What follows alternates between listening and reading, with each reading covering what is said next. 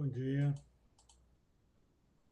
essa é a aula 4 do curso de Macroeconomia e na aula anterior nós tínhamos falado do sistema keynesiano, como era que o sistema keynesiano abordava essa questão do emprego e do produto da economia. Agora a gente vai abordar o outro lado do sistema keynesiano, que é como o sistema keynesiano visualiza a questão da moeda, da taxa de juros e da renda. No modelo keynesiano simplificado, a gente mostrou como o modelo keynesiano vê a demanda agregada. O modelo keynesiano ele olha investimento como função negativa da taxa de juros, então, quando a taxa de juros cai, o investimento sobe. Essa reta de 45 graus demonstra a igualdade entre produto e demanda, ou seja, cada ponto ao longo dessa reta há uma produção que está equilibrada com a demanda, tanto no ponto A quanto no ponto B, quanto em qualquer ponto em cima dessa reta de 45 graus, aqui esse eixo do Y, que representa o produto, está igualado com aquilo que é representado no eixo vertical, desculpa. Eixo vertical, que é a demanda, se iguala ao eixo horizontal, que é o produto. Então, qualquer ponto ao longo dessa curva de 45 graus, a gente tem igualdade entre produto e demanda. O que acontece em outros pontos? Em outros pontos, como aqui, o que a gente está acontecendo? Primeiro, essa igualdade entre produto e demanda ocorre no ponto A, onde a demanda inicial é zero, igual ao consumo mais investimento mais o gasto do governo, como diz o modelo keynesiano simplificado, a gente se depara com o quê? Com o aumento do investimento. O que acontece quando o investimento aumenta? Eu tenho uma nova demanda agregada e eu saio do ponto A e vou para um ponto acima de A, só que esse ponto acima de A é em cima da nova demanda agregada, mas o que acontece com o produto? O produto ainda continua sendo Y0. O que acontece nessa nova demanda agregada aqui é 1 com Y0. A gente tem aqui qualquer ponto acima dessa linha de 45 graus significa que a demanda está maior do que o produto.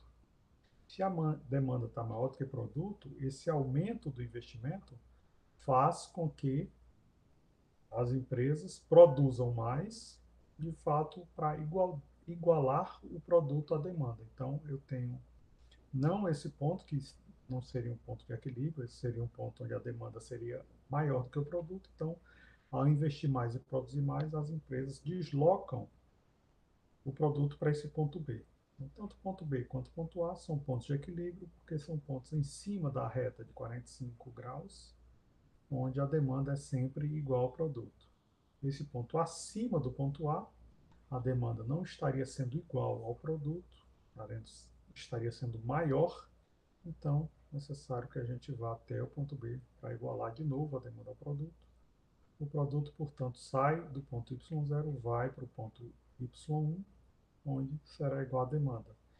E o que foi que gerou isso? O que gerou isso foi uma queda na taxa de juros que propiciou um aumento do investimento do ponto I0, que era aqui em cima do ponto A, com essa mudança no investimento, eu fui para I1, e faz com que eu dê esse salto aqui para cima. Então, o que o sistema keynesiano simplificado nos mostra é que, com essa mudança, primeiro, a mudança da demanda, que deixa de ser zero, se torna 1, em decorrência dessa mudança do investimento, que deixa de ser zero, se torna I1, isso vai forçar o produto também a subir. E o produto vai subir porque a taxa de juros caiu abaixo da taxa de juros anterior. Então, essa diferença é negativa, gerando um estímulo ao investimento. Isso foi o que a gente viu na aula passada, quando a gente viu como funcionava a estrutura do modelo keynesiano simplificado. Só que aqui, como a gente vai investigar nessa aula moeda, juros e taxa de renda, e renda, a gente está vendo que a taxa de juros está sendo o fator que está desencadeando todo esse processo. Uma queda na taxa de juros aqui está desencadeando todo esse processo. essa queda na taxa de juros estimulando o investimento, ela vai ter consequências. Que consequências serão? A gente viu as consequências pelo lado do investimento, agora a gente vai ver as consequências pelo lado da demanda e oferta de moeda. Bem, qual é a teoria keynesiana com relação ao mercado monetário? A ideia básica é assim como os clássicos. Keynes vê o mercado monetário como sendo um mercado onde há essa igualdade entre oferta de moeda com demanda por moeda, e essa igualdade se dá quando tem uma taxa de juros de equilíbrio. Essa taxa de juros de equilíbrio é que iguala a demanda por moeda à oferta de moeda. A oferta de moeda ela é exógena, determinada pelo Banco Central. A demanda por moeda ela é endógena, ou seja, ela depende de taxa de juros e de renda da população. A ideia do Keynes é basicamente a seguinte: as pessoas trabalham e produzem riqueza, e as pessoas pegam essa riqueza e distribuem ou na forma de títulos B ou na forma de moeda M. Por que que as pessoas utilizam moeda? A questão óbvia, né? Desde o surgimento da moeda, inicialmente a moeda tinha a forma de sal, de grãos, tinha a forma de gado. Depois a moeda passou a utilizar a forma dos metais preciosos. Qual é a importância de eu ter uma moeda na economia? A importância da economia se tornar uma economia monetária. A grande importância da economia ser uma economia monetária é o fato de que, em uma economia monetária, nós temos uma coisa que é essencial a que a economia se transforme numa economia sofisticada. É o fato de que, em uma economia monetária, eu não preciso fazer trocas de bens por bens. Uma pessoa produz relógios e ela deseja comprar carne. Como é que ela consegue carne se ela produz relógios? Uma economia que não tem moeda, ela precisa trocar os relógios que ela produz pela carne. E se o dono ou o produtor da carne não quiser relógios, então quem produz relógios lida com um problema sério.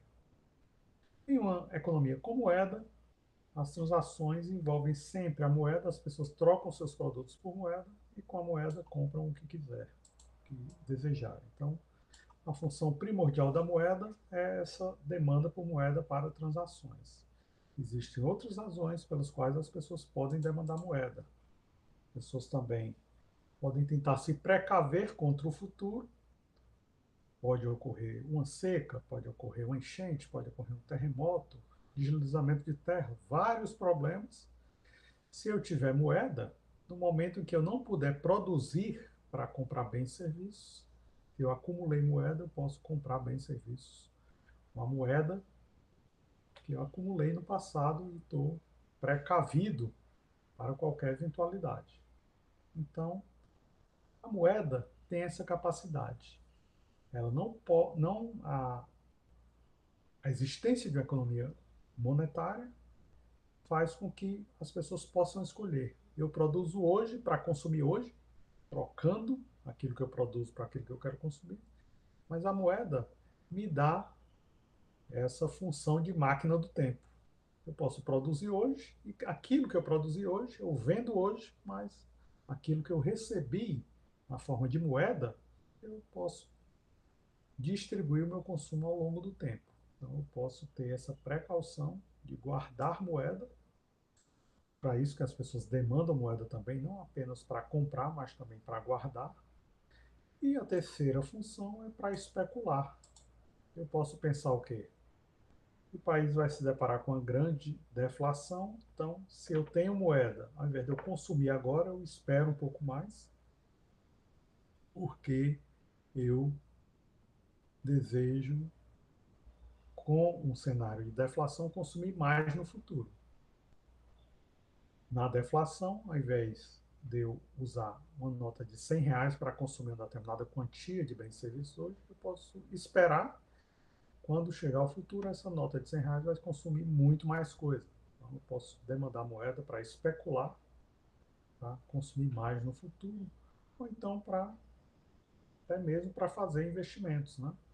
Eu não tenho moeda suficiente para comprar um terreno, eu acho que aquele terreno vai se valorizar muito no futuro, então eu guardo essa moeda, acumulo moeda até ter dinheiro suficiente para comprar esse terreno e aí esperar no futuro esse terreno se valorizar. Então, as pessoas demandam por moeda por várias razões, para especular, para se precaver contra o futuro e também para trocar. E por que as pessoas, então, retêm moeda? Como Keynes demonstrou, as pessoas podem utilizar sua riqueza ou para comprar títulos ou para reter moeda. Qual é a vantagem de cada um? Qual é a diferença entre um e outro? A ideia básica é que se as pessoas utilizam seus recursos para obter títulos, os títulos pagam juros. Essa é uma grande vantagem de quem deseja transformar sua riqueza em títulos. Os títulos vão remunerar a pessoa que tem a posse desses títulos. É o grande problema dos títulos. Os títulos não possuem liquidez. Né? Os títulos não possuem liquidez, o que significa o quê? Se de uma hora para outra eu precisar fazer alguma coisa com o meu dinheiro, o dinheiro está retido na forma de títulos, eu não posso trocar esses títulos por outras coisas. Eu primeiro preciso vender esses títulos, transformá-lo em forma de moeda, e aí sim, com a moeda eu posso trocar. E a moeda?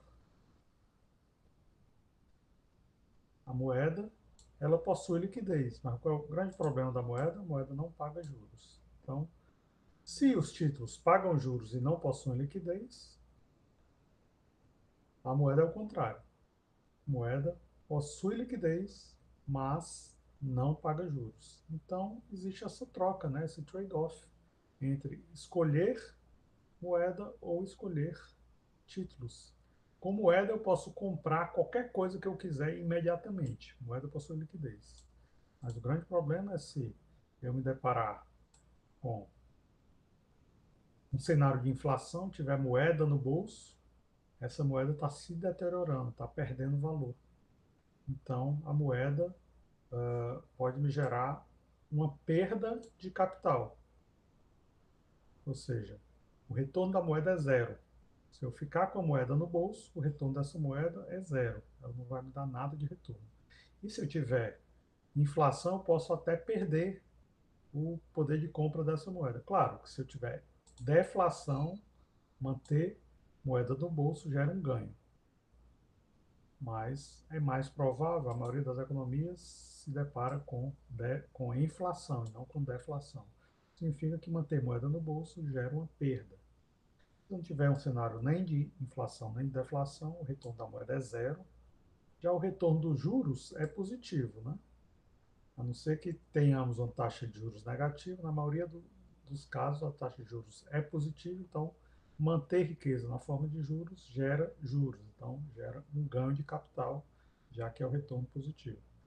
Mas a grande questão do Keynes era que o Keynes criou sua teoria em tempos muito conturbados. Né?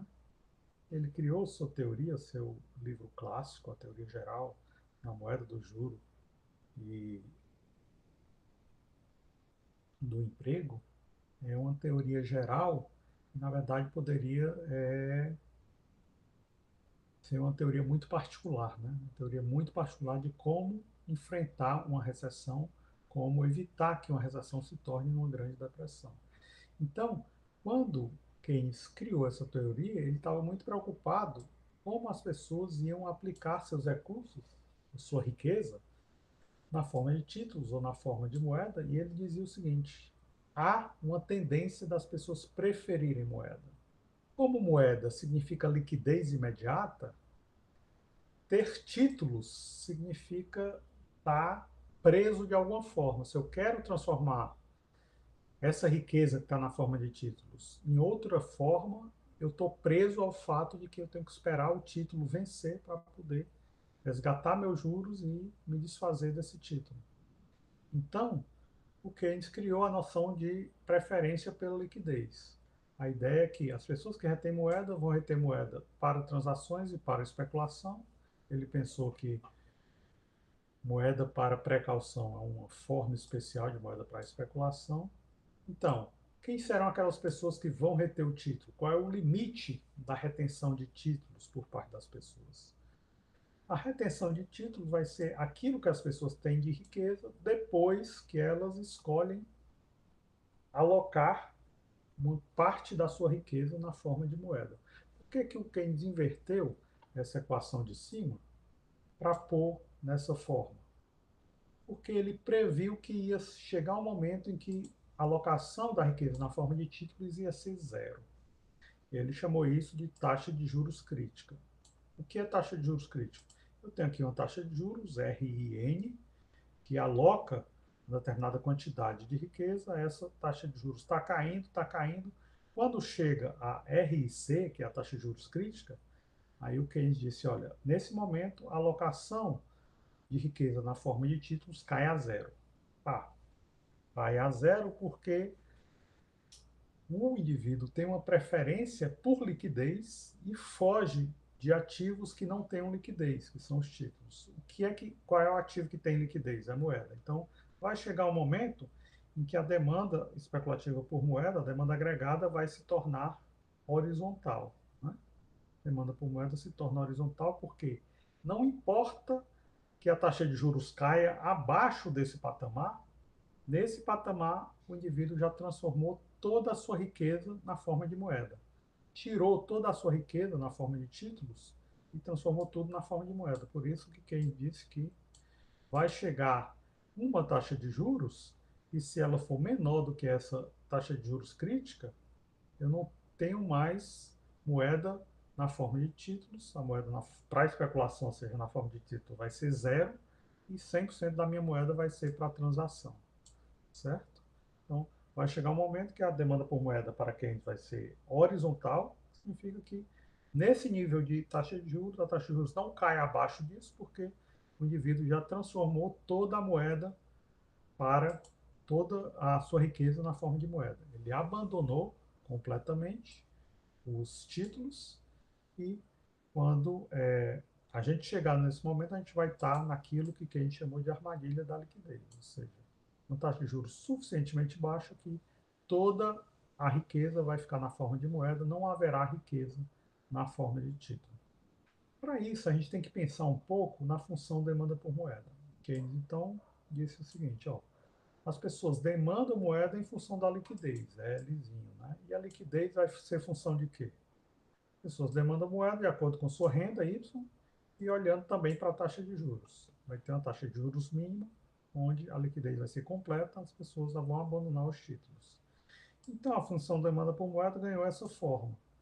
Função da renda e função da taxa de juros. A ideia é, as pessoas demandam moeda porque em uma economia monetária as pessoas precisam trocar, e se é aqui alguma coisa acima de zero, maior do que zero, já que uma economia monetária é uma economia de trocas.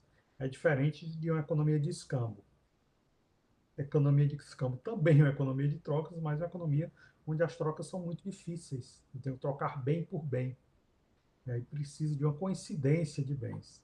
Já a economia monetária não precisa dessa coincidência de bens. Então as pessoas vão demandar moeda para fazer essas trocas.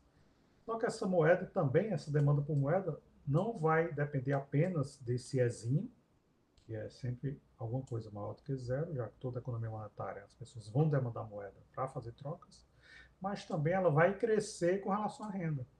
Quanto mais próspera for uma sociedade, quanto mais a renda de uma sociedade crescer, mais as pessoas vão demandar moeda, porque terão uma renda mais alta. É razoável a gente imaginar que uma pessoa que ganha R$ 10.000 por mês demanda mais moeda todos os meses do que a pessoa que ganha R$ 1.000 por mês. Né? Então, é muito razoável esse raciocínio de esperar que a relação entre renda e demanda por moeda seja positiva. E esse F, que é elasticidade renda da moeda, é um número entre 0 e 1. E também é bem razoável a gente imaginar o quê? O que acontece com a taxa de juros? quando a taxa de juros sobe, as pessoas irão demandar menos moeda. Elas vão demandar o quê? Mais títulos. É só ver aqui essa curva de demanda por moeda está dizendo o quê? O que acontece quando a taxa de juros sobe? Quando a taxa de juros sobe, as pessoas vão diminuir a demanda por moeda, né? O eixo horizontal é demanda por moeda. O que acontece quando a taxa de juros sobe? A demanda por moeda cai. Quando a taxa de juros cai, a demanda por moeda sobe. Ou seja, essa curva aqui é negativamente inclinada. A curva de demanda por moeda, com relação à taxa de juros, é negativamente inclinada, o que demonstra esse sinal aqui de negativo. Né? Esse sinal negativo só mostra que essa demanda por moeda é negativamente inclinada. Então, esse sinal negativo me diz o quê? O G também é um número entre 0 e 1, que é essa elasticidade que vai me dizer quando a taxa de juros sobe, quanto da minha demanda por moeda vai cair. Quando a taxa de juros cai, quanto da minha demanda por moeda vai subir. Então, G dá esse montante. É uma elasticidade que vai nos dar esse montante. Aí, se a gente passa a investigar os efeitos de um aumento da oferta de moeda, aqui o que é que está acontecendo? O Banco Central oferta moeda nesse patamar, né, M0. MS0 é oferta de moeda por parte do Banco Central, aí o Banco Central resolve aumentar a oferta de moeda. O que acontece quando ele aumenta a oferta de moeda? Minha nova quantidade de moeda ofertada passa a ser M1. Ao interagir com a demanda por moeda, o que, que a gente tem? R0 é a taxa de juros que equilibra essa oferta de moeda com essa demanda por moeda. Veja bem, o que foi que aconteceu aqui? A renda não variou, a demanda por moeda não variou. O que está variando aqui? A oferta de moeda aumentou. Então, com essa nova oferta de moeda, eu vou ter um novo equilíbrio. Eu tenho essa igualdade entre oferta e demanda por moeda. Com a nova oferta de moeda, eu vou ter que ter um equilíbrio. Esse equilíbrio se dá quando ocorre o quê? Quando a taxa de juros cai. A taxa de juros caindo de R0 para R1 gera um novo equilíbrio. O que acontece se a taxa de juros permanecesse nesse mesmo patamar? Eu não ia conseguir ter um equilíbrio, por quê? Porque aqui, nesse mesmo patamar de taxa de juros, a oferta de moeda está maior do que a demanda por moeda. A demanda por moeda está aqui, a oferta de moeda está aqui. Então, a taxa de juros tem que cair para igualar a oferta de moeda, nova oferta de moeda, já que o Banco Central aumentou a oferta de moeda, com a velha demanda por moeda. Então, velha demanda por moeda, nova oferta de moeda, significa um novo nível de equilíbrio de oferta e demanda por moeda, que se dá quando a taxa de juros cai. Com isso, a gente já viu que essa reta aqui de oferta de moeda é vertical, né? Porque o Banco Central oferta moeda de forma exógena. Já a demanda por moeda, ela é endógena, então ela interage com produto e taxa de juros de forma que eu tenho a relação entre produto da economia e demanda por moeda é uma relação positiva, né? Quando as pessoas têm uma renda maior, elas demandam mais moeda. Já essa curva de demanda por moeda, ao ter essa forma negativamente inclinada, ela mostra que a relação de demanda por moeda com taxa de juros é negativa. Quando a taxa de juros cai, demanda por moeda sobe. Quando a taxa de juros sobe, demanda por moeda cai. Então, essa relação é negativa. Com isso, Hicks e Hansen, que são os dois grandes economistas keynesianos que leram o livro do Keynes e tentaram traduzir o livro para uma linguagem matemática, eles criaram o modelo ISLM. Inicialmente, a gente vai investigar o equilíbrio no mercado monetário, que é a curva LM.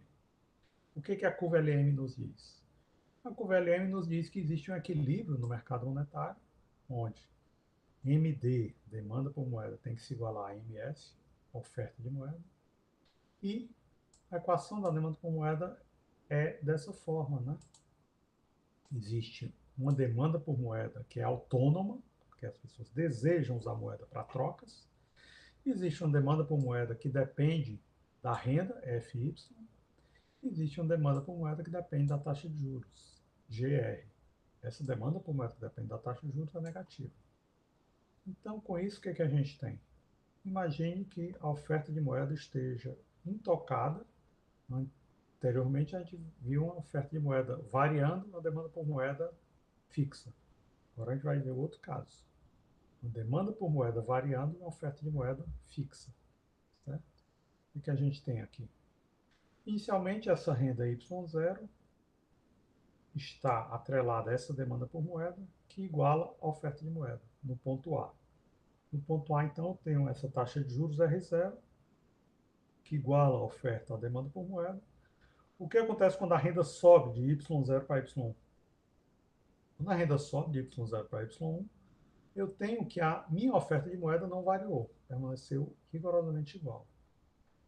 O que variou foi a demanda por moeda. O que acontece se a taxa de juros tivesse permanecido a mesma? A demanda por moeda ia para algo muito grande, quase infinito, enquanto que a oferta de moeda permanecia no mesmo patamar. Eu teria o quê?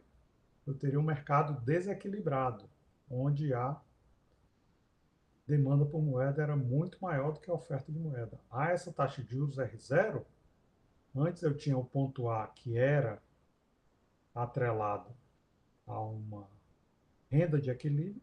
O que acontece se eu viesse para cá? Y1, mesma taxa de juros. Eu ia ter uma demanda por moeda muito maior do que a oferta de moeda. Ou seja, esse mercado está desequilibrado. O que acontece? Com essa nova curva de demanda por moeda, a taxa de juros tem que subir de R0 para R1 para reequilibrar o mercado monetário. Então, o ponto B é o ponto de equilíbrio no mercado monetário quando eu deixei de ter uma renda Y0 e passei a ter uma renda Y1. Renda Y1 é maior do que Y0, então as pessoas vão demandar mais moeda, porque sua renda é maior. O novo equilíbrio é no ponto B. O que acontece aqui quando eu vou para o gráfico de renda com taxa de juros? Esse gráfico me mostra a curva LM. O que a curva LM me diz? E se eu tenho um ponto aqui, de mesma taxa de juros R0, mais o produto Y1, o que é que eu tenho? Eu tenho uma demanda por moeda maior do que a oferta de moeda. A oferta de moeda está bem menor do que a demanda por moeda, por isso a taxa de juros precisa subir para cá, no ponto B. O ponto B é um ponto em cima da curva LM, da mesma forma que o ponto A. Qualquer ponto em cima da curva LM são pontos onde os mercados monetários estão em equilíbrio. Um ponto aqui abaixo da curva LM significa o quê? A demanda por moeda é maior do que a oferta de moeda. E um ponto aqui acima da curva LM significa que a oferta de moeda é maior do que a demanda por moeda. Então, acima da curva LM, a oferta de moeda é maior do que a demanda por moeda. Abaixo da curva LM, é a demanda de moeda que é maior do que a oferta de moeda. Em cima, todos os pontos em cima da curva LM, eu tenho um equilíbrio no mercado monetário. Então, se a renda subir de novo, de Y1 para Y2, eu tenho um outro deslocamento da demanda por moeda, enquanto que a oferta de moeda permanece intocada. O que acontece se a taxa de juros permanecer no mesmo patamar? Eu venho para esse ponto aqui, onde a demanda por moeda é nesse patamar, muito acima da oferta de moeda que está intocada. A oferta de moeda está fixa, mas a demanda por moeda, se o produto sobe para Y1, vem para cá. O que acontece? Mais uma vez, significa mesma taxa de juros, renda Y2, a demanda por moeda aqui, e a oferta de moeda está aqui. A taxa de juros tem que subir para R2 para reequilibrar a oferta de moeda com demanda por moeda. Então, a curva LM é uma curva que vai satisfazer essa igualdade, onde o investimento da sociedade mais os gastos do governo tem que igualar a poupança da sociedade mais a arrecadação de tributos. Como é que eu igualo? Em qualquer ponto ao longo dessa curva LM, eu tenho uma igualdade dos mercados monetários, ou seja, sempre investimento mais gasto do governo é igual a poupança mais tributos. Ou seja, dito de outra forma, sempre demanda por moeda é igual a oferta de moeda ao longo do mercado monetário. Certo? Como é que eu tenho isso? Eu tenho isso da seguinte forma. Tenho isso da seguinte forma. Eu tenho aqui a poupança. Né? O que é a poupança? Poupança mais tributos tem que igualar investimento mais gasto do governo. Poupança é aquela parcela que a sociedade poupa para consumir o consumo autônomo e aquela parcela que resta da renda depois que a sociedade consome. Então, eu tenho isso aqui, que é a função poupança. Se eu tenho isso aqui, que é a função poupança, e somo com T, isso tem que ser igual a I mais G. Certo? O que é o I? Eu vou dizer que o I é isso aqui. Existe uma parcela do investimento, que é o investimento autônomo, ou seja, um investimento que não depende da taxa de juros. Existe uma parcela do investimento que depende da taxa de juros. O investimento é uma função negativa da taxa de juros, como está sendo demonstrado aqui. Né? Aqui, ó, investimento. Ela é uma função que depende da taxa de juros, mas de forma negativa. Quando a taxa de juros cai, o investimento sobe. Quando a taxa de juros sobe, o investimento cai. Né? Muito bem. Se o investimento está nessa forma, tem uma relação negativa com a taxa de juros, eu tenho que o consumo, o investimento autônomo C, C minúsculo é investimento autônomo, é maior do que zero, e essa elasticidade D é o número entre 0 e 1. Sempre lembrando que a relação investimento e taxa de juros é uma relação negativa. Tá? Dado isso, o que é C menos DR? É I, investimento. Investimento mais gasto do governo é igual a poupança mais tributos. Isso aqui é a poupança. E soma tributos. Isso daqui é investimento, C menos DR, que são gasto do governo. Então, pondo dessa forma, tudo que tiver Y, eu vou passar para o lado esquerdo. Tudo que não tiver Y, eu vou deixar do lado direito. Eu fico isso aqui. Isso aqui vai nos dar uma coisa muito parecida com o que a gente já viu, né? O que é isso aqui? Vocês se lembram? Esse lado aqui, 1 sobre 1 menos B, é o multiplicador dos gastos autônomos, e A mais C menos BT mais G é o gasto autônomo. A única coisa diferente está o quê? Está nesse menos D sobre 1 menos B. Por quê? Porque antes eu tinha posto só I mais G. Agora eu desmembrei o I e pus C menos DR. Essa parte de D sobre 1 menos B que multiplica R é exatamente porque eu transformei a função investimento I, aqui o I ficava no lugar do C. Né? E aí a gente tinha o sistema keynesiano simplificado, isso daqui era a determinação da renda do sistema keynesiano simplificado. Quando eu desagreguei a função investimento, eu aumentei esse determinante da renda, ficou mais sofisticado, que agora incorpora a taxa de juros. Esse é o equilíbrio que a gente vai ter quando a gente tem a curva LM em equilíbrio. Ou seja, o que é a curva LM? Em qualquer ponto da curva LM, o que é que eu tenho? Eu tenho essa igualdade, né? Entre poupança mais gasto do governo é igual a investimento. Investimento mais gasto do governo é igual a poupança mais tributos, certo? Então, dado que eu tenho isso, se eu estou em equilíbrio no mercado monetário, eu tenho que existe uma função, que é a função renda, que sobe junto com a demanda por moeda e a taxa de juros cai com relação à demanda por moeda. Se eu tenho essa equação do equilíbrio do mercado monetário, se eu quiser deixar R do lado esquerdo, tudo que não for R do lado direito, põe GR para lá, esse GR aqui eu ponho para o lado esquerdo, tudo mais fica para o lado direito. Se eu isolo o R, eu tenho isso aqui. E aí, se eu pego isso aqui e substituo o R aqui, eu tenho o equilíbrio do meu mercado, a determinação do equilíbrio do mercado utilizando o multiplicador keynesiano e os gastos autônomos. Eu não vou fazer isso agora, a gente vai fazer daqui a pouco isso, porque agora o que me interessa? Me interessa saber a inclinação da curva LM. Que inclinação é essa? A inclinação da curva LM é essa aqui. Eu pus o G para o lado de lá, né? Aí ficou aqui.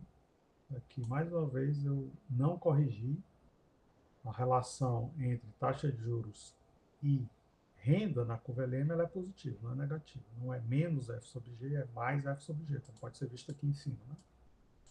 aqui me dá exatamente a relação taxa de juros com produto da economia, é positivo. Ainda que corrigir esse sinal, que não é de menos, é sinal de mais. Pode ser visto isso claramente aqui, né? Olha aqui, a curva LM ela é positivamente inclinada. A relação entre produto da economia e taxa de juros é uma relação positiva. A curva LM ela é positivamente inclinada, certo? Então, a inclinação da curva LM é mais F sobre G, certo? Mais F sobre G. E a gente tem aí dois casos. Primeiro, o caso clássico, que ocorre quando G tende a zero. Qual é o grande problema de eu igualar G a zero?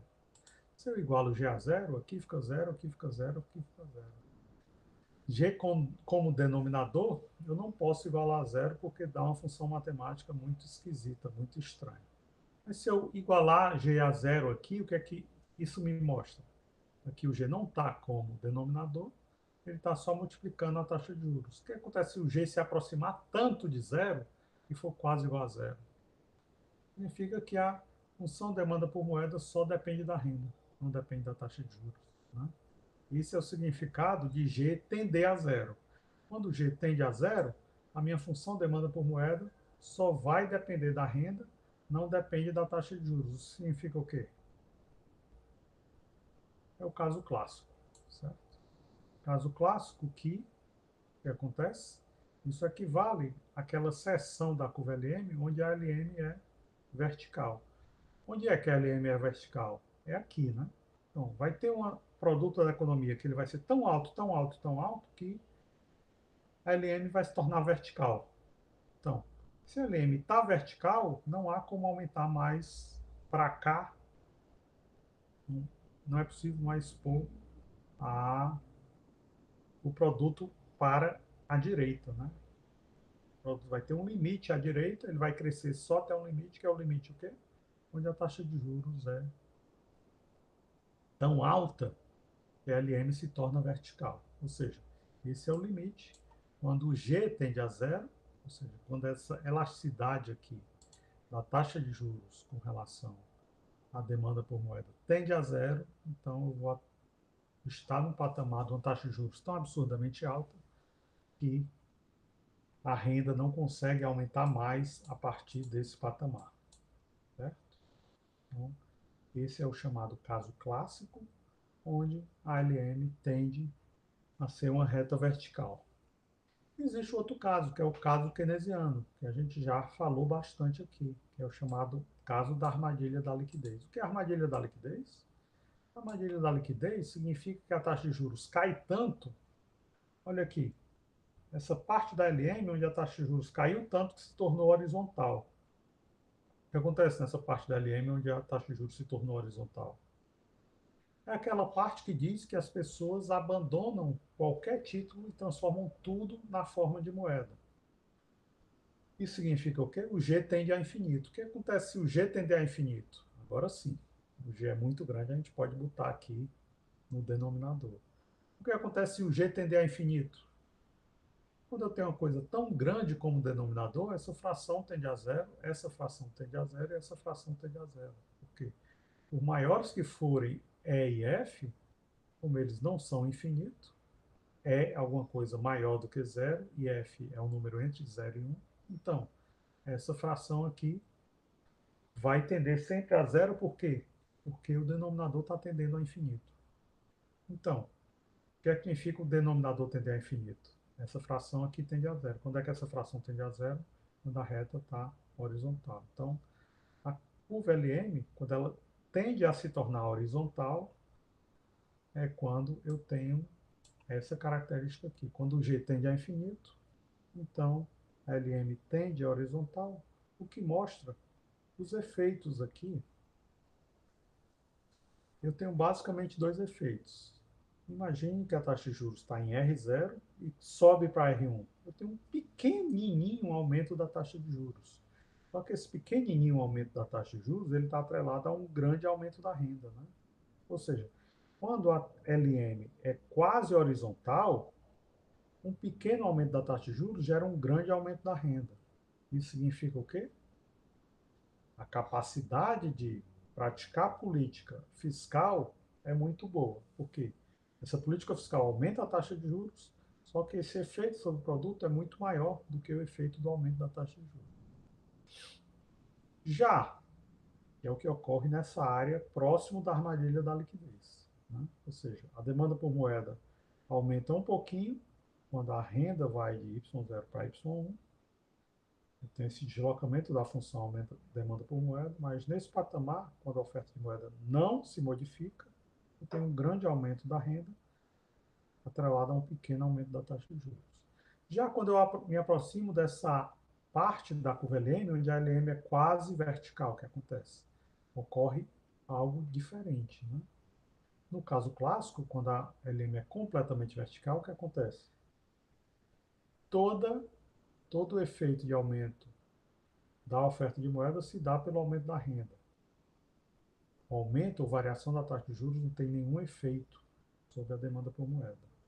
O que acontece aqui? Eu tenho um grande aumento da taxa de juros, mas o efeito sobre a renda é bem menor do que esse aumento da taxa de juros. Ou seja, aumentar a taxa de juros na região da LM, onde a LM é quase vertical, tem um pequeno efeito sobre o aumento da renda da economia. Já aumentar a taxa de juros quando a LM é quase horizontal tem um grande efeito sobre o aumento da renda da economia. Então, quando a LM é completamente vertical, esse vai ser o limite do produto da economia, né? Que é igual a oferta de moeda menos E sobre F. Como é que eu sei isso? Basta pegar aqui Y0. Onde é que está o Y? Y está aqui, põe do lado esquerdo, vê o que, que fica do lado direito e zera a taxa de juros, né? Então, a taxa de juros é zero, o produto da economia vai ser dado pela oferta de moeda por esse parâmetro E dividido pela elasticidade da renda com relação à demanda por moeda. Certo? Muito bem. A seguir, o que, é que nós temos? A gente vai ter, então, como dividir a nossa curva LM nesses dois fatores. Aqui, menos ms sobre g mais E sobre g é o intercepto, ou seja, é onde a curva LM corta esse eixo aqui vertical. E a inclinação da curva LM, como eu já falei, é mais F sobre G, ou seja, a declividade da curva LM é mais F sobre G.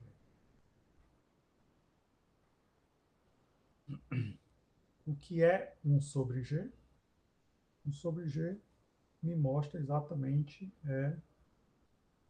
esse intercepto aqui, né, que é multiplicado pela oferta de moeda, mais E sobre G.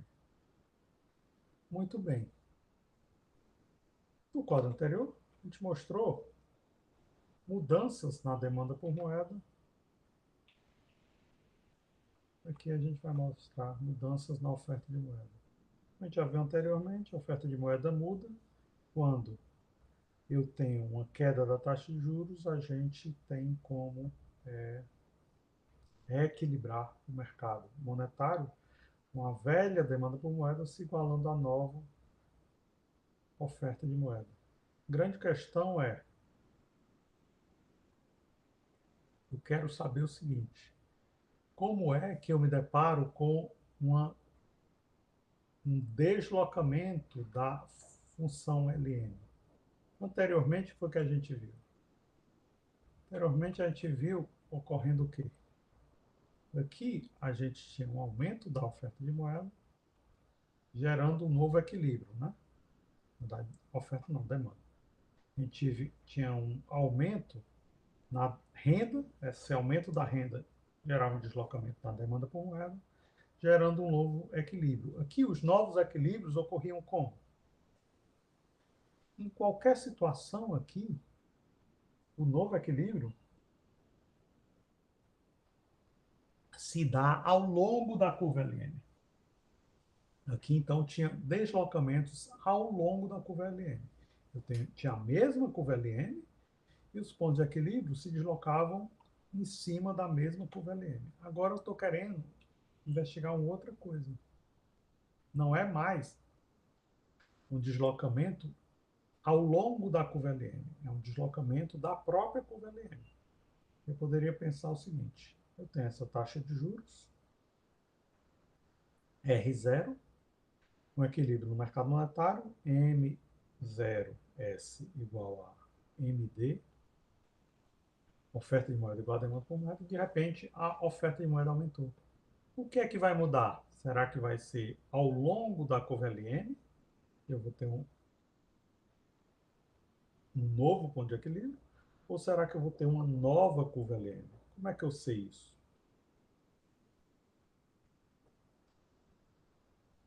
Eu sei isso investigando o que está acontecendo aqui. Né?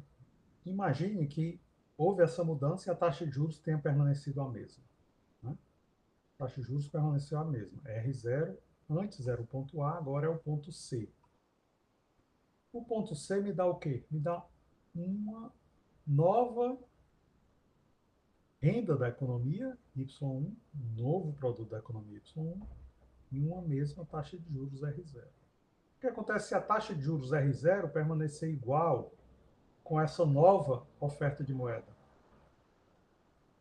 Essa nova oferta de moeda, com a taxa de juros igual a R0, eu tenho uma oferta de moeda maior do que a demanda por moeda. A demanda por moeda está aqui embaixo, a oferta de moeda está aqui em cima. Então, eu tenho o quê? Eu tenho uma desigualdade. No ponto C, eu tenho um desequilíbrio no mercado monetário. A oferta de moeda está maior do que a demanda por moeda.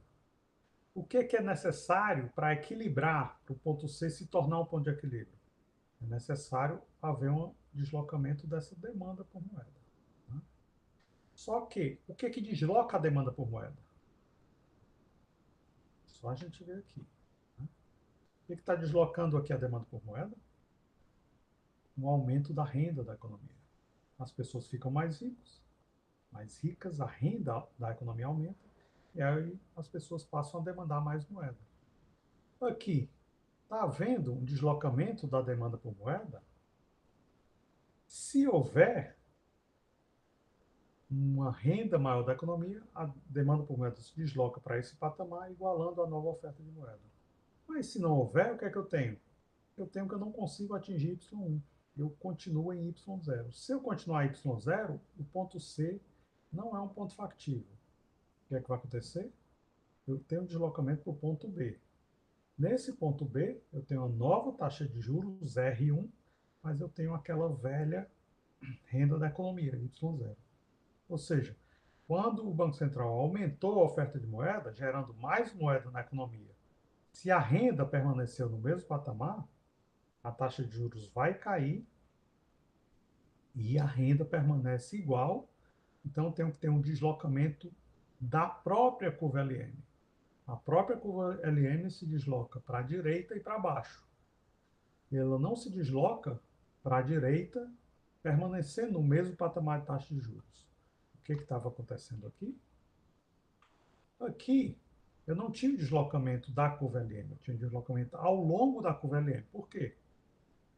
Porque aqui a taxa de juros subiu, mas essa subida da taxa de juros foi acompanhada por um aumento da renda. Então, a demanda por moeda se deslocou. Aqui, a demanda por moeda não está se deslocando, ela permanece no mesmo patamar. A oferta de moeda se deslocou, mas a demanda por moeda permaneceu no mesmo patamar. Por quê? Porque a renda não saiu do canto. A taxa de juros caiu, mas a renda não se alterou. Então, eu não tenho deslocamentos ao longo da curva LM. Eu poderia ter um deslocamento ao longo da curva LM, ficando aqui nesse ponto, caso a renda tivesse caído. Mas a renda não caiu, continuou em Y0. Então, uma queda da taxa de juros atrelada ao aumento da oferta de moeda, com a taxa de juros caindo e a renda permanecendo no mesmo patamar, gera um deslocamento da curva LM. A curva LM vai para a direita e para baixo, saindo então do ponto de equilíbrio A para o ponto de equilíbrio B. O que é que esse ponto de equilíbrio B está me dizendo? Está me dizendo que eu tenho uma nova curva LM, onde eu tenho mercado monetário onde a nova oferta de moeda se iguala à antiga demanda por moeda. É isso que o ponto B está me dizendo. Para haver essa igualdade, a taxa de juros teve que cair, mas a renda não se modificou.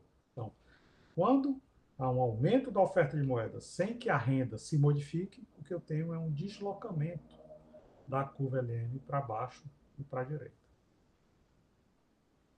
E se o deslocamento fosse na demanda por moeda? Aqui a gente tem algo diferente, né? Aqui a demanda por moeda é que está subindo. Só que esse aumento da demanda por moeda, mais uma vez, não está ocorrendo por causa do aumento da renda. A renda continua no mesmo patamar. Como aqui em cima, a renda continua no mesmo patamar. A renda não se modifica. Quem está se modificando? Aqui é a demanda por moeda. Aqui quem se modificava é a oferta de moeda. Aqui quem está se modificando é a demanda por moeda. Essa modificação da demanda por moeda sem que a oferta de moeda saia do seu lugar, a oferta de moeda está fixa, a demanda por moeda está se modificando. Mas como a razão pela modificação da demanda por moeda não é em função de um aumento da renda, como a renda permanece no mesmo patamar, então a taxa de juros sobe, só que essa subida da taxa de juros não é acompanhada por um deslocamento da renda. Imagine se a renda tivesse caído para o ponto C. A renda poderia ter caído para o ponto C. O ponto C significa a mesma taxa de juros, mas uma renda menor. Mas a renda não saiu do canto. A renda permaneceu no mesmo patamar. Se a demanda por moeda subiu, então eu tenho que ter um deslocamento da curva LM. A curva LM pode se deslocar porque o governo resolveu aumentar a oferta de moeda ou porque houve um choque na economia que fez com que a demanda por moeda aumentasse. Mas para que haja um deslocamento da curva LM, por causa de uma mudança na demanda por moeda, é necessário que a renda não tenha saído do seu patamar. A renda não saiu do seu patamar, a renda permaneceu igual, por isso, esse choque na demanda por moeda deslocou a curva LM. Certo? A taxa de juros é mais alta, mas a renda permanece no mesmo patamar.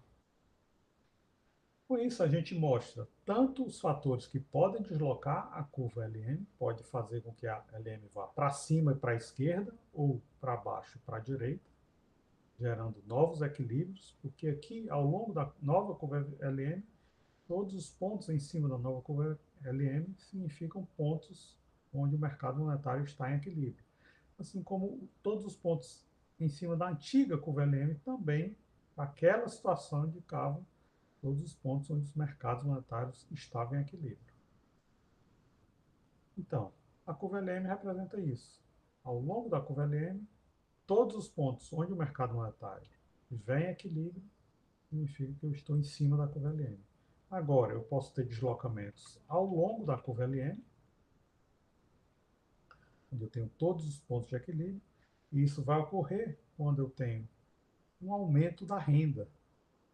Um aumento da renda se equilibrando com variações na taxa de juros.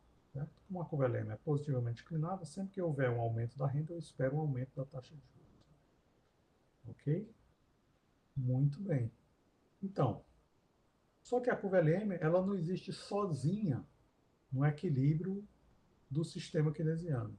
Ela interage com a curva IS. Então é importante agora a gente voltar para a curva IS para investigar essa questão da curva IS, que são os equilíbrios nos mercados de bens. O que é a curva IS? A curva IS é o equilíbrio no mercado de bens, o que mostra um equilíbrio entre o produto da economia, produto ou renda da economia, que é Y, com a demanda da economia, que é C mais I mais G. Então, se eu passar o C para o lado de lá, Y menos C é igual a I mais G. E o que é Y menos C? Y menos C significa o quê? Tudo que sobra da renda quando a pessoa consome. O que é tudo que sobra da renda depois da pessoa ter consumido? É aquilo que a pessoa vai poupar somado com aquilo que a pessoa paga na forma de impostos. Então eu tenho S igualdade, I mais G é igual a S mais T, que é a igualdade da curva de bens, Caso G, aqui tem outro erro, né? G igual a T, não é mais, é igual. O I vai ser igual a S. Ok? Por mais que eu corrija, ainda sempre sobram alguns errinhos.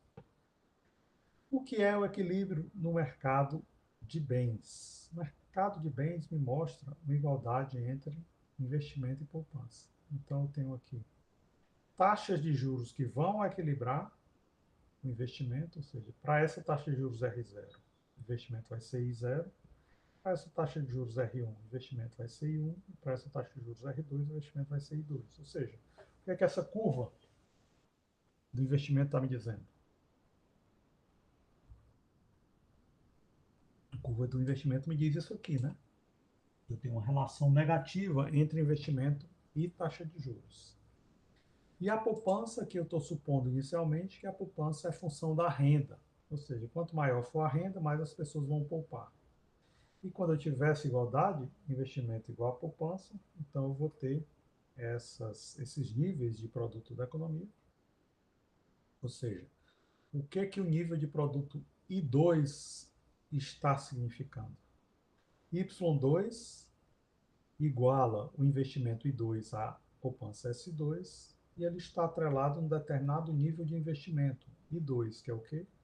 Um determinado nível de taxa de juros. Quando a taxa de juros for R2, eu vou ter o investimento I2, esse investimento I2 vai estar atrelado a uma poupança S2 e vai me dar a renda da economia Y2. Então, a essa renda da economia eu estaria atrelado a uma taxa de juros da economia R2, está associada à renda I2. O que acontece se a renda aumentar para I1? Renda aumentando para I1 significa que eu tenho uma poupança maior e um investimento maior. Investimento maior do que I2 significa uma taxa de juros menor do que R2. Essa taxa de juros menor do que R2, R1 é uma taxa de juros menor do que R2, significa que o produto da economia I1 é maior do que I2. Se a taxa de juros cair mais para R0, eu estaria atrelado a uma renda da economia Y0. Essa renda da economia Y0 significa um investimento maior I0 atrelado a uma poupança S0. Esse investimento maior I0 está relacionado a uma taxa de juros menor R0. Então, tudo isso mostra o quê? Eu construo essa curva IS, que é uma curva que mostra todos os equilíbrios entre investimento e poupança. Ao longo dessa curva IS, investimento está sempre sendo igual à poupança, e essa curva IS me dá os infinitos equilíbrios que eu tenho entre investimento e poupança. Aqui eu tenho equilíbrio entre investimento e poupança, I0 igual a S0. Outro equilíbrio, investimento e poupança, I1 igual a S1. Outro equilíbrio entre investimento e poupança, I2 igual a S2. Então, com isso, eu construo essa curva IS. O que acontece se eu estiver nesse ponto aqui? Nesse ponto aqui, eu tenho o produto da economia Y2, mas eu tenho a taxa de juros R1. O que é que significa? O produto da economia Y2, aqui, uma taxa de juros R1, seria que eu teria um investimento maior do que a poupança, né? Melhor, menor. A poupança está aqui e o investimento está aqui. O investimento é menor do que a poupança. Seria algo mais ou menos aqui, né? Investimento em I2 e a poupança é equivalente a I1. Eu teria um desequilíbrio. Ou seja, algum ponto aqui significa que eu teria um investimento menor do que a poupança. E algum ponto aqui seria um investimento maior do que a poupança. Então, aquém ou além da curva IS, eu teria desigualdades entre investimento e a poupança. A curva IS me mostra o equilíbrio do mercado de bens, que é o equilíbrio ao longo da curva IS. Em qualquer ponto ao longo da curva IS, eu terei poupança rigorosamente igual a investimento. Quando a gente traz isso para baixo, para a nossa curva IS, o que é que a minha curva IS me diz?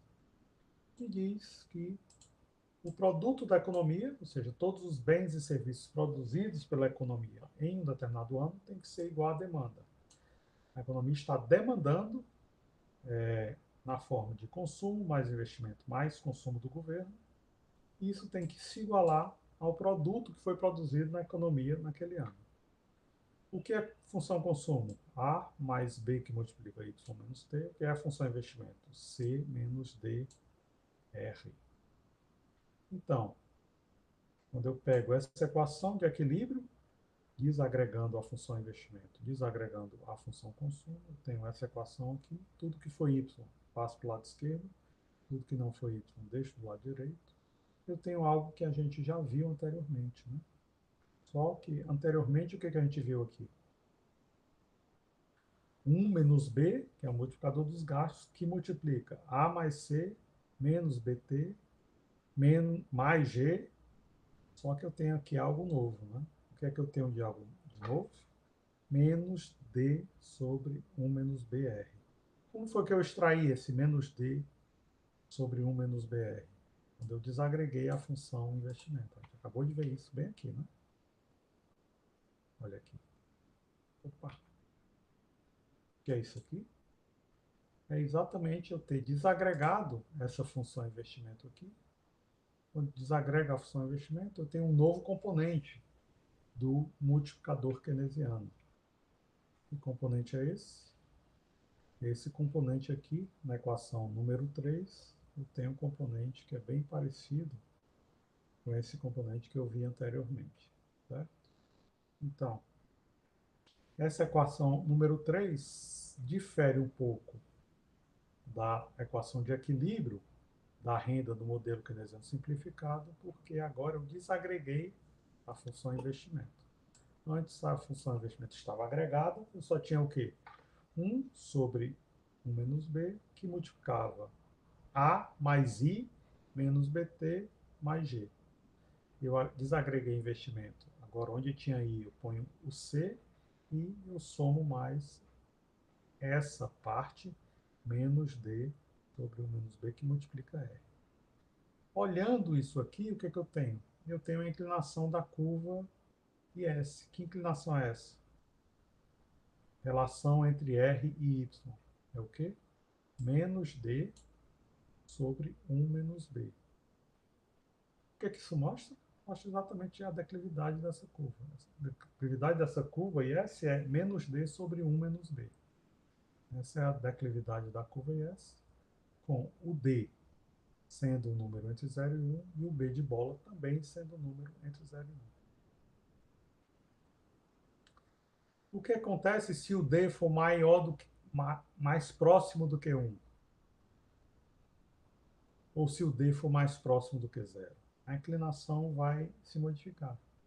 A gente partir de uma taxa de equilíbrio R1, taxa de uso de equilíbrio, e está atrelado ao investimento I1, o que acontece se eu tenho duas curvas, uma mais inclinada, outra menos inclinada? I' e I, que depende de R. Eu vou ter aqui a função poupança, que não muda, mas o fato desse D ser mais próximo de 1 ou mais próximo de 0 vai mudar a inclinação da curva I.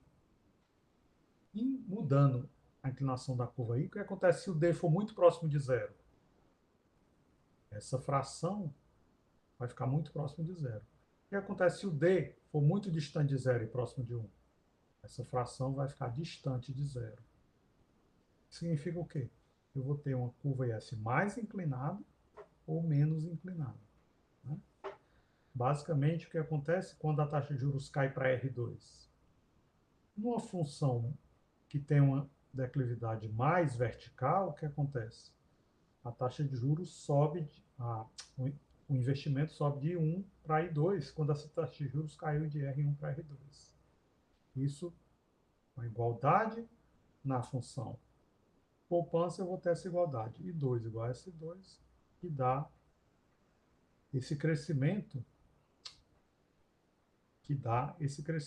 para o produto Y2. Significa que eu tenho uma curva IS mais, uma inclinação mais vertical, uma queda da taxa de juros está atrelada a um crescimento da renda de Y1 para Y2 nesse patamar. Entretanto, o que acontece se a curva do investimento for mais horizontal, de uma declividade mais horizontal? Essa mesma queda da taxa de juros, de R1 para R2, vai gerar um aumento bem maior do investimento. Então, o investimento vai se igualar à poupança nesse patamar aqui. Eu saio desse patamar, vou para esse patamar aqui. I2' igual a IS, S2', o que dá um Y2', que é maior do que o Y2 anterior.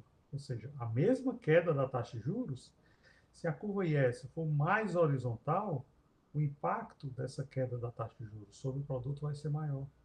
Isso tudo dependendo do quê? Do patamar de D. D é mais próximo de 1 ou é mais próximo de 0? Dependendo da onde D for mais próximo, a curva IS vai ser mais vertical ou mais horizontal. Certo? Esses são os fatores. O D é o fator que vai mudar a inclinação da curva IS. Mas quais são os fatores que vão mudar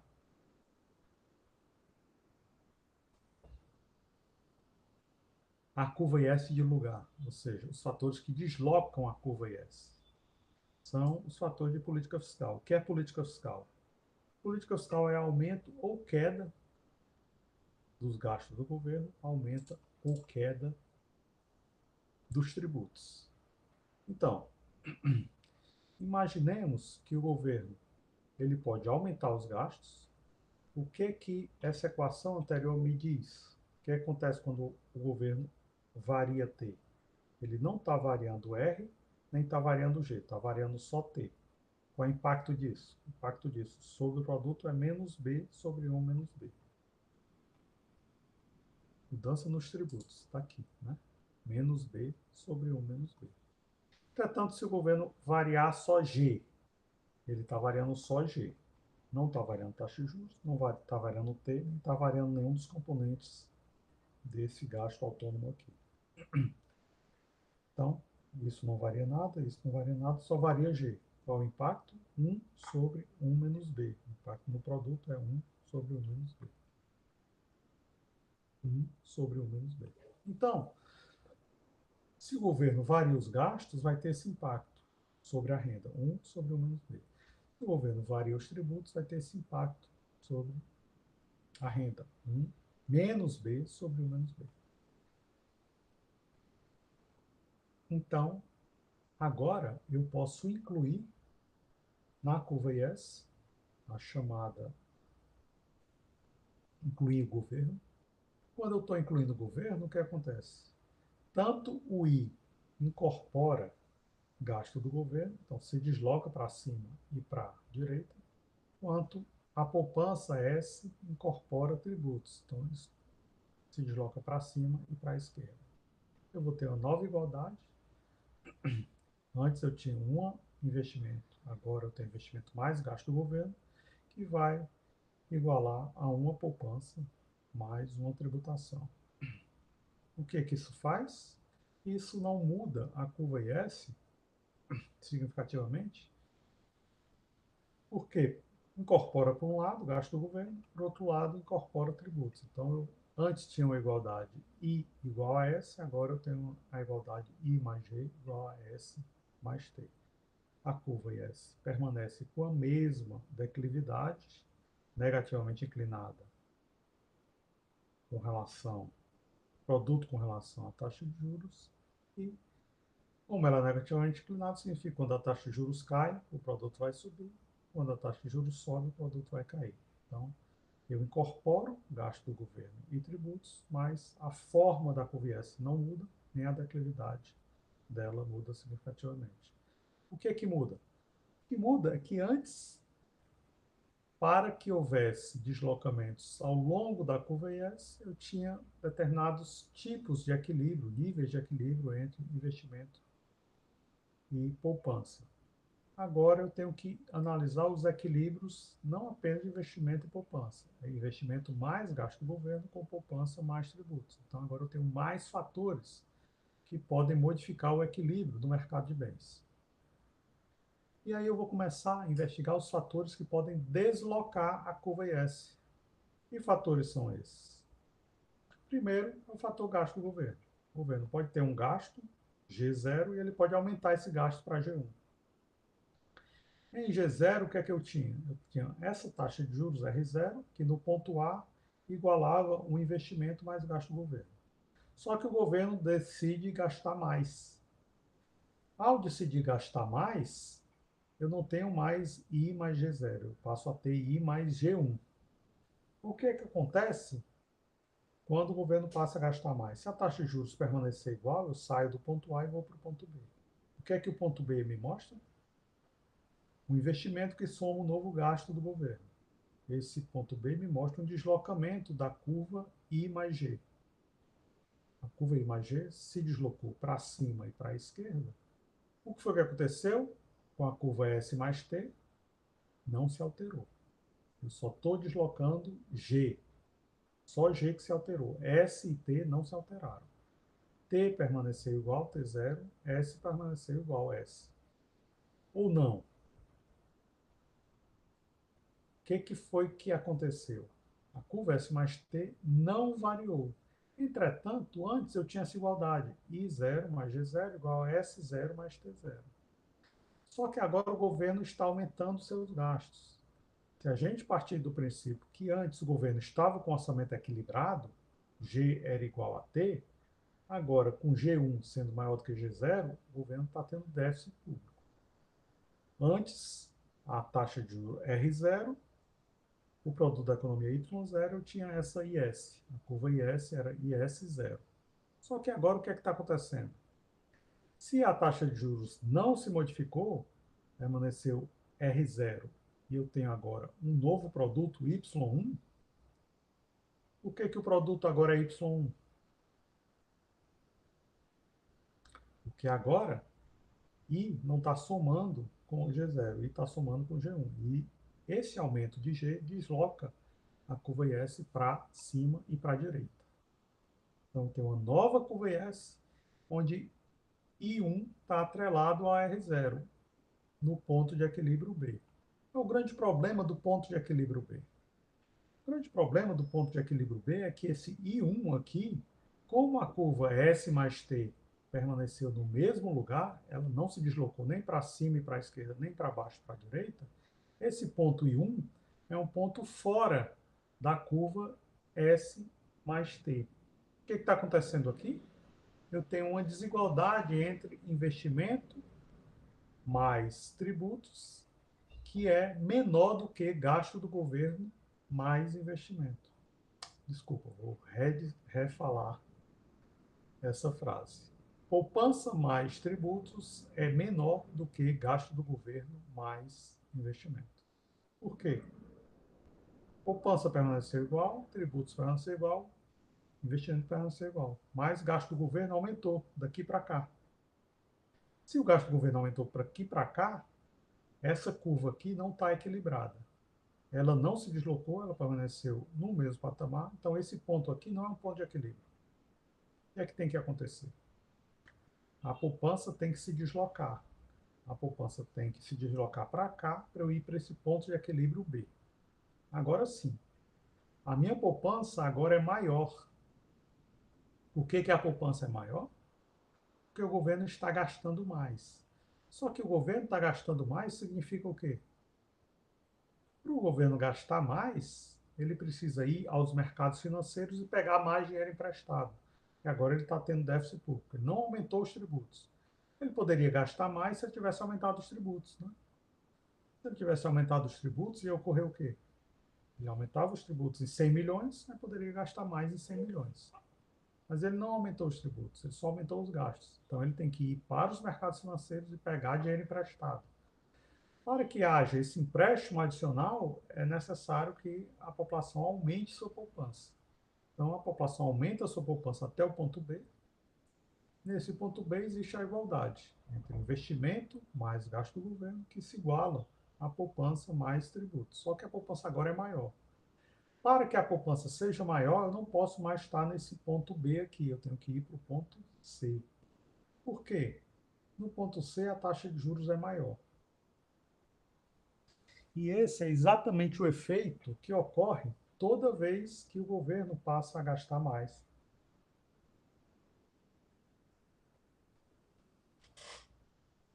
Se governo antes tinha uma determinada arrecadação e um determinado gasto do governo G0 e T0, e ele passa a gastar mais, ele precisa ir aos mercados financeiros para pegar dinheiro. O que é que acontece nos mercados financeiros? Eu tenho mais demanda por empréstimos e eu tenho a mesma oferta de recursos. Para que haja essa nova igualdade, a taxa de juros precisa subir. Uma taxa de juros mais alta significa que eu estou no ponto C. O que é que o ponto C está me dizendo? Eu tenho essa nova reta I mais G1, que vai igualar um I1 mais G1. O que é o I1 mais G1? O I1 mais G1 é igual ao I0 mais G0. Só que o G1 é maior do que o G0 e o I0 é menor do que. E o I1 é menor do que I0. Então, eu tenho esse novo ponto C da nova igualdade com poupança mais tributos, que é igual a investimentos com gasto do governo. Essa nova igualdade significa uma taxa de juros mais alta. Essa taxa de juros mais alta está atrelada a um ponto C aqui, que é o mesmo produto da economia. Então, em I0 mais G0, que é igual ao I1 mais G1, a taxa de juros é mais alta, mas o produto da economia é igual. Se o produto da economia no ponto A é igual ao produto da economia no ponto C, a única coisa que mudou foi a taxa de juros e o produto permaneceu no mesmo patamar. Para que isso ocorra, é necessário que a curva IS se desloque. Ela se desloca para cima e para a direita. Então, eu tenho uma nova curva IS para cima e para a direita. Essa nova curva IS se deslocou via aumento dos gastos do governo. Certo? O que aconteceria se, ao invés do deslocamento ser causado pelo gasto do governo, o deslocamento fosse causado por tributos? E acontecia alguma coisa parecida, né? Só que agora eu tenho algo que não desloca aqui, esse gráfico de I mais G. Aqui eu tenho inicialmente taxa de juros R0 e I0 mais G0, gerando essa igualdade no ponto A. Isso está atrelado a um produto da economia Y0 com, com igualdade entre a taxa de juros e R0 me dá uma igualdade entre investimento mais gasto do governo, que é igual a poupança mais tributos. Aí o que o governo faz? Ele aumenta os tributos. O aumento dos tributos vai deslocar essa curva para cá. O que é que significa? Da mesma coisa. Se inicialmente o governo tinha um orçamento equilibrado, G0 era igual a T0, agora com T1 significa o quê? Eu tenho superávit fiscal. O que é que significa superávit fiscal? O governo está tirando mais renda da sociedade, mas continua gastando a mesma coisa. Se o governo está tirando mais renda da sociedade, mas continua gastando a mesma coisa, não está havendo alteração da taxa de juros, então não tem como o investimento nem gasto do governo se alterar. Eles permanecem no mesmo patamar. O ponto A é igual ao ponto B, para essa curva de investimento mais gasto do governo. Só que poupança mais tributos, eu saí do ponto A e fui para o ponto B. Onde o ponto B significa o quê? Uma renda menor, porque a população tem agora menos renda disponível. Por que a renda disponível está menor? Porque antes, o que era a renda disponível? Y menos T. O T saiu de T0, foi para T1, como T1 é maior do que T0, agora a renda disponível da população está menor. Se a renda disponível está menor, as pessoas com essa renda vão consumir e vão poupar. Se eu tenho menos dinheiro disponível, eu vou consumir menos e vou poupar menos. Então, esse aumento dos tributos diminui a poupança da população. Se o consumo permanecer igual, então esse aumento dos tributos vai ser proporcional à queda da poupança. Então, eu tenho esse deslocamento da função S mais T, onde os tributos sobem, mas a poupança cai. É possível imaginar que talvez as famílias não tenham, com esse aumento dos tributos, tido uma queda só da poupança. Houve queda da poupança, mas também queda do consumo. Então, há um deslocamento dessa função, poupança mais tributos, para cima e para a esquerda. Tendo uma renda disponível menor, o que acontece? Se a taxa de juros permanecer no mesmo patamar, eu tenho um deslocamento da curva IS. A curva IS vai para a esquerda e para baixo. Isso significa, se a taxa de juros não se altera, eu tenho uma renda menor. Eu tinha uma renda Y0 e passo a ter uma renda Y1. O que que a renda Y1 me diz? Me diz que eu tenho um novo equilíbrio no mercado de bens, onde as pessoas têm menos renda, portanto vão consumir menos e vão poupar menos. E o governo passou a tributar mais. Então o governo tem mais poupança, o governo tem superávit fiscal, mas gasta a mesma quantidade. Então, um aumento de gastos desloca a curva IS para cima e para a direita, um aumento de tributos desloca a curva IS para baixo e para a esquerda. Essa, essas são as formas que a política fiscal tem de modificar, deslocar a curva IS. Certo?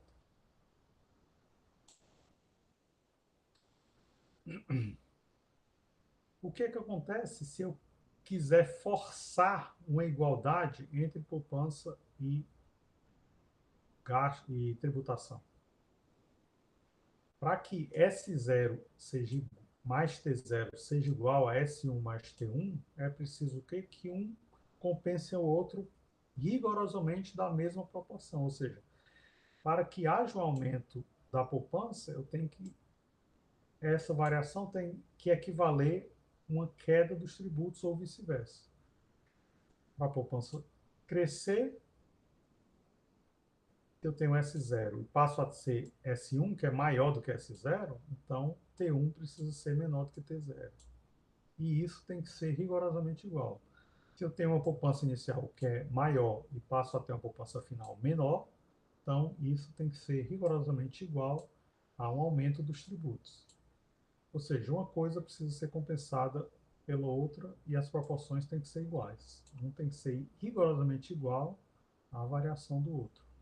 Então, para a variação de um seja compensado perfeitamente pela variação do outro, o resultado disso, das duas variações, é zero. O que é variação da poupança? É isso aqui. Se a variação da poupança é isso aqui, eu vou tentar separar por y de um lado, tudo que não é y de outro. Onde tiver ΔS, eu substituo por menos ΔT, ou seja, aqui tinha ΔS, eu vou substituir por menos ΔT, que é mostrando que a variação de um vai ser inteiramente compensado pela variação do outro.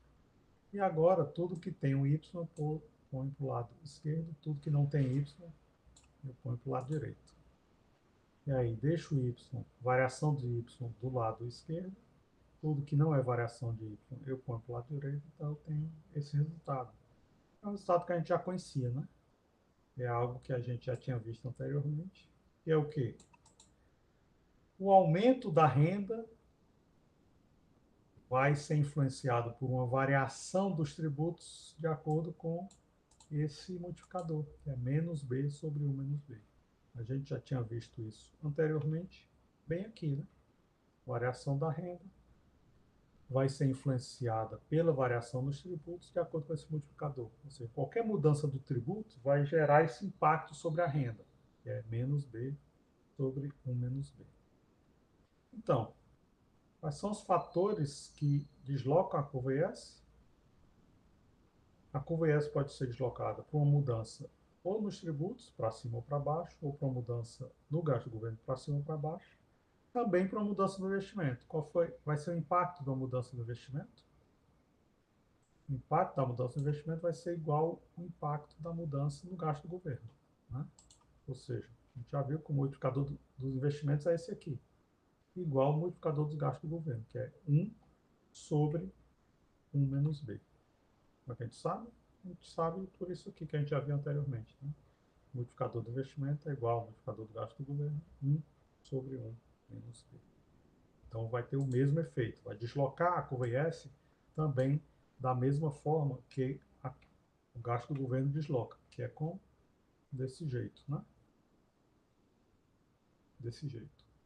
O aumento dos investimentos deslocarão a curva IS da mesma forma que o aumento do gasto do governo, para cima e para a direita. Certo? Muito bem. Dito isso, finalmente chegamos à parte final da nossa aula, que é a parte que diz o seguinte: vamos juntar? Vamos juntar o mercado de bens e serviços, que é a curva IS, com o mercado monetário, que é a curva LM. O que a gente tem?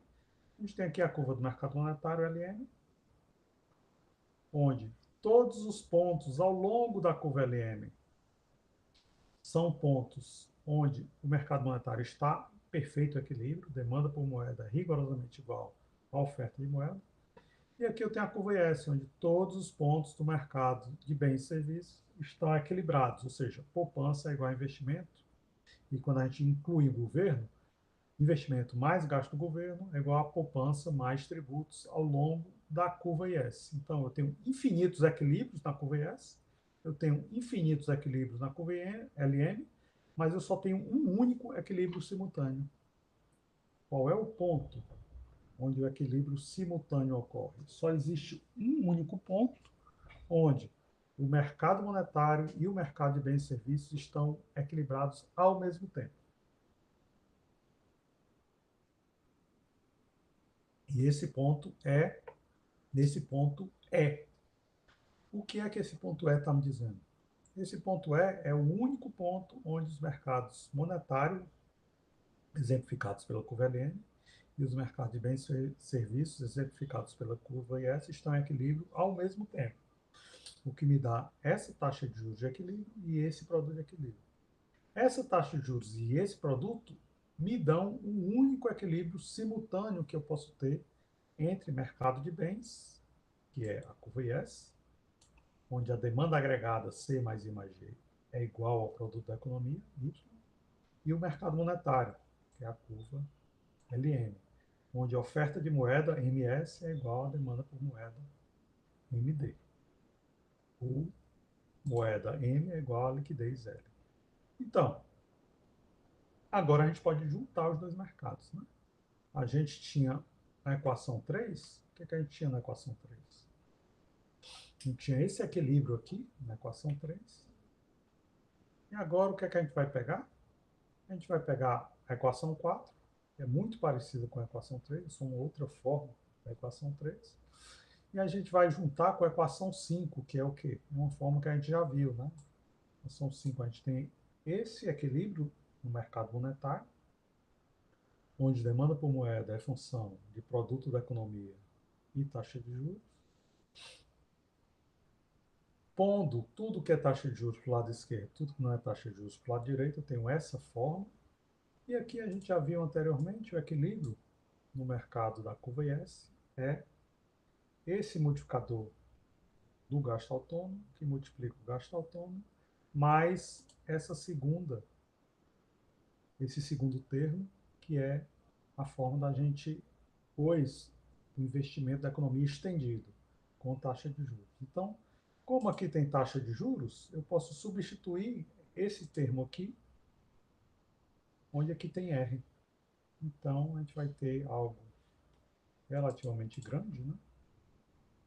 E é isso aqui.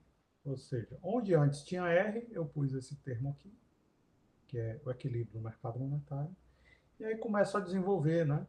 Tem Y. Aonde é que tem Y? Eu tenho Y aqui, que multiplica o D sobre 1 menos B, né? Menos D sobre 1 menos B. E eu tenho Y desse lado. Então, tudo que tiver Y, eu vou tentar pôr do lado esquerdo. Pondo aquilo que multiplica y em evidência, eu vou tentar deixar tudo que não tem y do lado direito e tudo que tem y do lado esquerdo. Fazendo essas modificações, a gente tem algo relativamente complexo. Né? E aí eu vou começar a cortar. Aí corta, corta, corta. Onde tem 1 menos b, eu saio cortando o que multiplica e o que divide. E aí eu consigo reduzir essa equação a alguma coisa um pouco mais simples, não tão simples assim, mas um pouco mais simples, que é a equação 6. Depois de cortar muita coisa, o que é que a equação 6 está me dizendo? A equação 6 está me dizendo o seguinte: Para que eu obtenha o equilíbrio do produto da economia, eu tenho esse novo gasto autônomo aqui, A mais C mais G menos BT, que multiplica isso aqui. O que é que tem aqui em cima? Tem G, que multiplica o gasto autônomo, mas esse G divide por G, que multiplica 1 menos B, mais D vezes F. Esse é o primeiro termo da equação. O segundo termo é o quê? D, que multiplica E, dividido por G, que multiplica 1 menos B, mais D vezes F. E tem o terceiro termo da equação, que é o termo que multiplica o M, ou seja, demanda por moeda. D sobre G, 1 menos B, e soma D mais F. Esse termo é igual a esse, né? Então eu poderia pôr M aqui dentro. Né? Eu só não estou pondo o M aqui dentro porque eu quero uma coisa que me interessa bastante. Eu estou pondo aqui dentro o quê? As variáveis de política fiscal. Aqui eu estou pondo uma variável de política monetária. Isso é importante para mim porque eu quero saber duas coisas. Eu quero saber o seguinte: vamos olhar para essa equação e ver o que é que o termo D de dado significa. Vamos procurar até aqui no começo. O que é que o termo D de dado significa? O D de dado significa a relação da taxa de juros com o investimento. Ou seja, nesse termo D, essa elasticidade D, que é um número entre 0 e 1, vai me dizer o seguinte: quando a taxa de juros subir, quanto o investimento cai? Como o sinal aqui é negativo, essa relação é negativa. Né?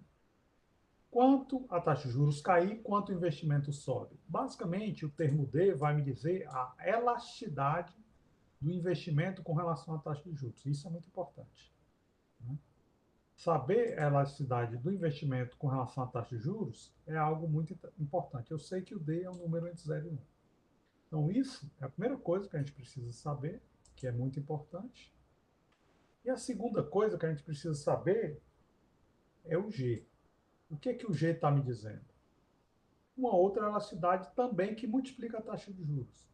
Só que aqui eu quero saber a elasticidade da demanda por moeda com relação à taxa de juros.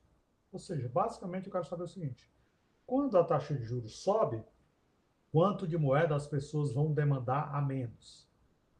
A menos que o sinal aqui também é negativo. Quando a taxa de juros cai, quanto a mais as pessoas vão demandar de moeda? Então, basicamente, eu estou interessado nessas duas elasticidades.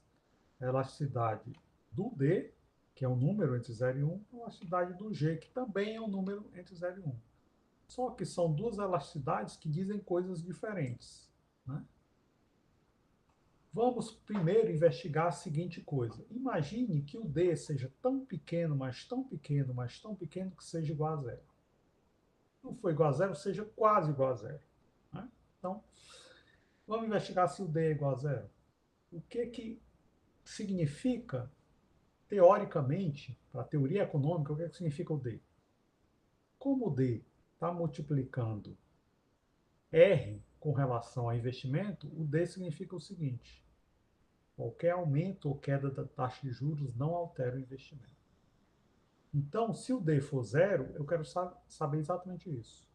Imagine um local onde qualquer aumento ou queda do investimento não altere a taxa de juros.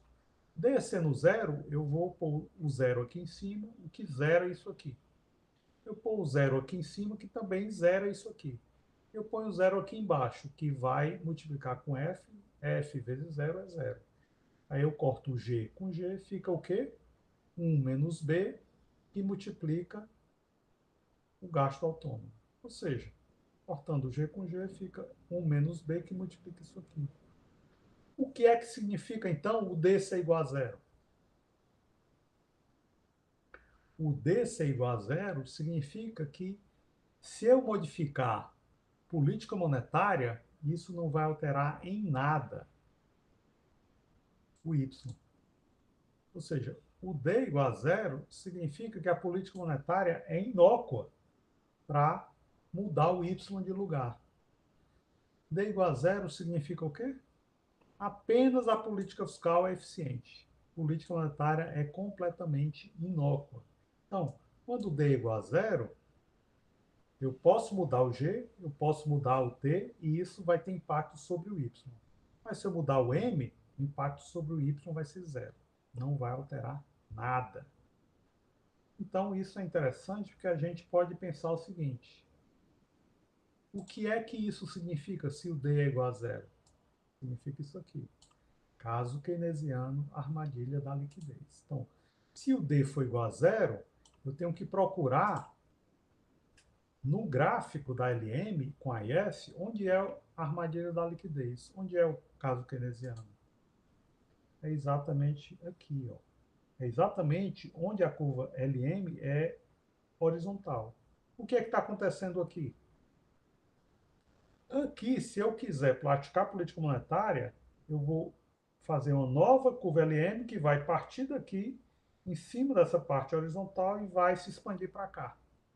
Ou vai se retrair para cá, dependendo do tipo de política monetária que eu fizer. Ela vai crescer assim, e vai chegar aqui, aqui, aqui, e vai igualar aqui a velha curva LM nessa parte horizontal. Se eu quiser expandir moeda, ela vai aqui, nessa parte horizontal que vai ser igual, e vem para cá, do lado esquerdo dessa LM.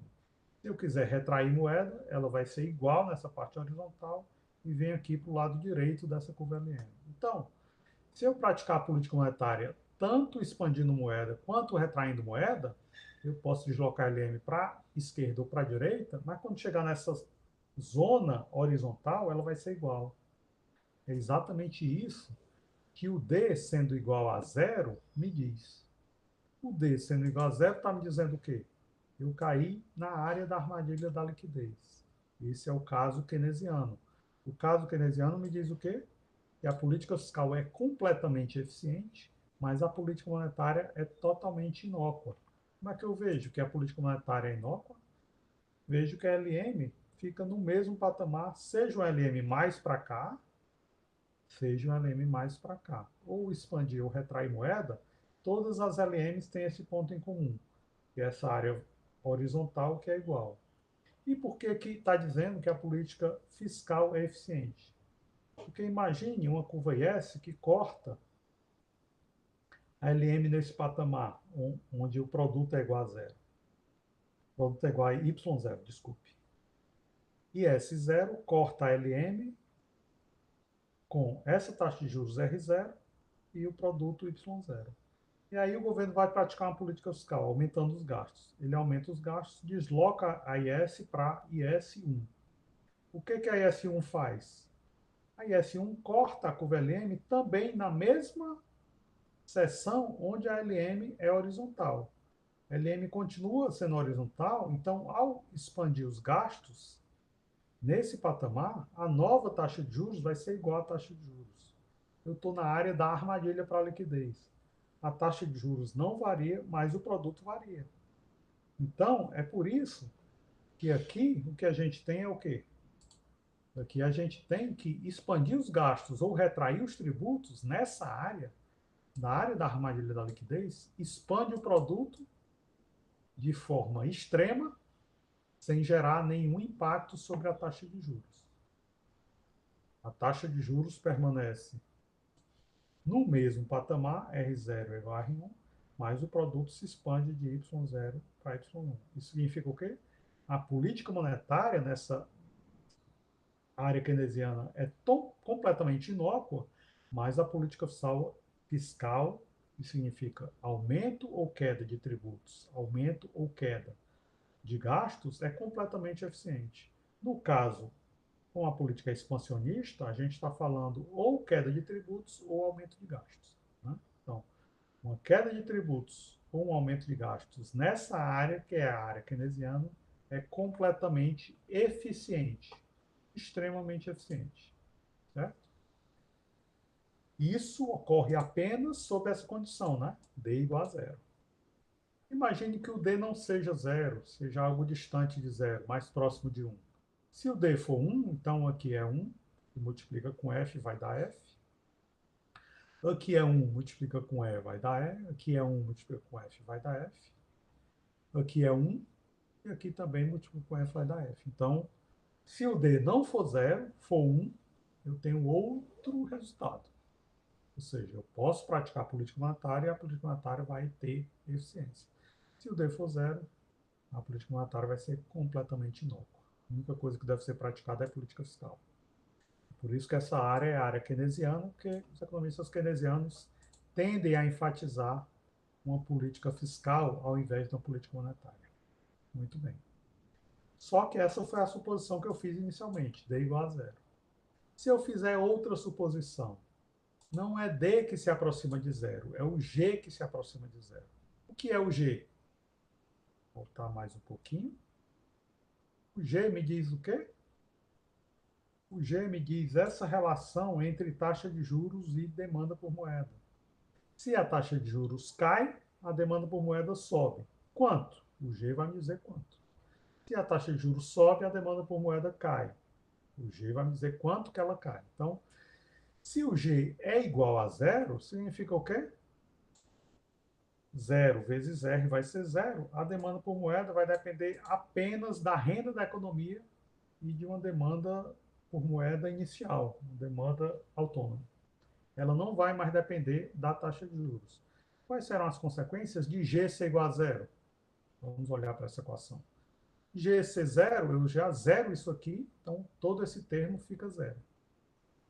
G ser zero, eu zero isso aqui, fica 0 vezes 1 menos B, isso fica zero. DE sobre DF, corta D com D, fica E sobre F. Então fica menos E sobre F, mais G também zero, 0 vezes 1 menos B dá zero. D sobre D, que multiplica D vezes F, eu corto D com D, fica 1 sobre F. Então fica o quê? Se G for igual a zero, vai ficar menos E sobre F, mais 1 sobre F que multiplica M. O que é que acontece se o G for igual a zero, se eu quiser aumentar ou diminuir tributos, aumentar ou diminuir gasto do governo? Se o G for zero, isso é inócuo. Ou seja, se o G for zero, é a política fiscal que é inócua. Não adianta aumentar ou diminuir tributos, aumentar ou diminuir gastos. O efeito disso sobre o produto vai ser zero. O que adianta se o G for zero? Se o G for zero, a única coisa que funciona é a política monetária. Então, se o G for zero, a política monetária é eficiente. E a política fiscal é inócua. O contrário do D, né? Se o D for zero, é a política fiscal que é eficiente e a política monetária é inócua. Se o G for zero, eu estarei na área que a gente chama de área clássica ou área neoclássica. Vamos ver o que é isso? Área clássica ou área neoclássica? A área clássica ou neoclássica é essa área da curva LM que se torna vertical. Eu tenho, basicamente, a curva LM tem três áreas. A área horizontal, a área intermediária e a área vertical. A área clássica ou neoclássica é essa área aqui, onde a LM se torna uma curva vertical. O que acontece se eu tiver uma política fiscal, que for essa aqui, IS3, e o governo resolver aumentar gastos ou diminuir tributos? Nessa política fiscal, eu tenho essa taxa de juros, R2, e esse produto da economia, Y2.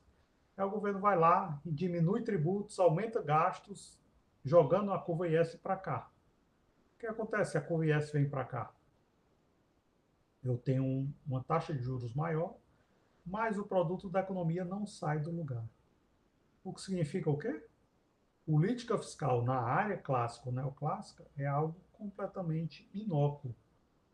É exatamente isso que está dizendo, né? Política fiscal é inócua se o G for igual a zero. Se o G for igual a zero, eu entro na área clássica ou neoclássica. E a política monetária influencia o produto? Influencia. Como a política monetária influencia o produto? Vai depender dessa elasticidade F, né? 1 sobre F vai me dizer o impacto da política monetária sobre o produto da economia. Como é que eu vejo isso aqui? Eu vejo aqui da seguinte forma. Se aumentar a oferta de moeda, a minha curva IL vai partir aqui dessa parte horizontal, vem para cá, aí vem para cá e vai ficar à esquerda dessa curva LM antiga. Minha nova curva LM vai ficar à esquerda, significa o quê? Aqui, ela vai cortar ou essa IS4 ou essa IS3 num patamar de taxa de juros mais baixo e de produto da economia mais alto. Significa que nessa parte horizontal de uma nova curva LM expandida, a política monetária é mais eficiente, porque ela diminui a taxa de juros e aumenta o produto da economia. Né? Então, em função disso, a gente chega a esse resultado, e é por isso que keynesianos e neoclássicos discutem tanto, brigam tanto, é por isso que eles entram numa disputa muito forte. Por quê? Porque eles pegam essa equação e eles vão estimar todas essas variáveis. Eles vão estimar o A, o B, o C, o D, o E, o F, o G, e aí eles pegam os dados sobre gasto do governo, sobre tributos, sobre política monetária e variam para ver qual é o impacto. E aí o que acontece? Os economistas keynesianos tendem a estimar o D muito próximo de zero e tentem estimar o G distante de zero. Quem estima o D próximo de zero e o G distante de zero vai dizer o quê? A política está aqui, nessa área.